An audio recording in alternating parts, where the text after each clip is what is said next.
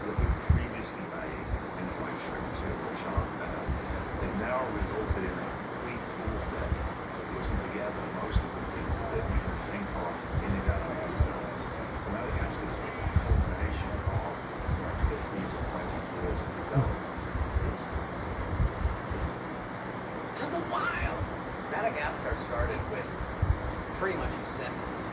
You know, what would happen if you took 4 New York City zoo animals and took them out of this civilized place where they spent their entire lives, locked them into the middle of the savage jungle? How are these animals, who are really like people, like New Yorkers, how are they going to survive?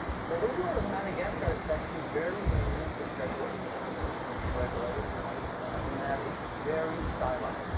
We are not trying to emulate realism, and rather we're trying to make bold statements in terms of graphic quality.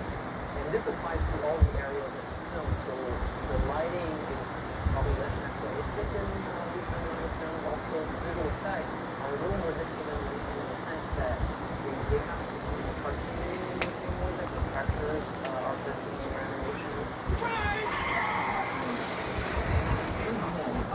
From the outset, we said we wanted this to be a funny, physical film, from an animation.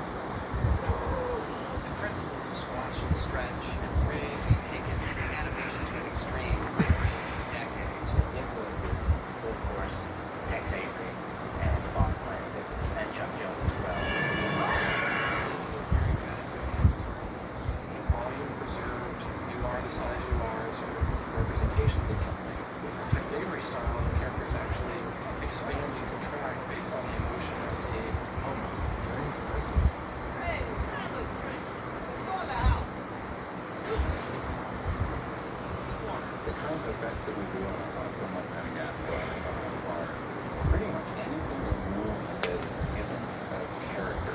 So when we're faced with a challenge, for example, in effects, where Nick Foster and his team are trying to create something that has never before been accomplished, he knows he has the confidence of relying on AMD-based HP technology to get that job done. It's allowing us to do a lot more than we could in the past, because now we can develop a story that we want to make instead of developing a story that we can make given the current state of the art in terms of technology.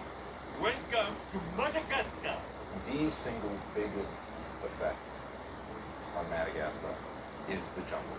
It's in almost every shot, and it's got tons of plants. We have to make them move as naturalistically as possible without being distracting, and also without having to sit down and try to figure out how to simulate every single plant in the jungle, how every single plant might move, and every single thing might go on it. What's the wind speed? Okay, well, the wind speed is going here. Figured out really early on, you just have to throw all that away and come up with something that's a lot more of a direct way of emulating the geometry.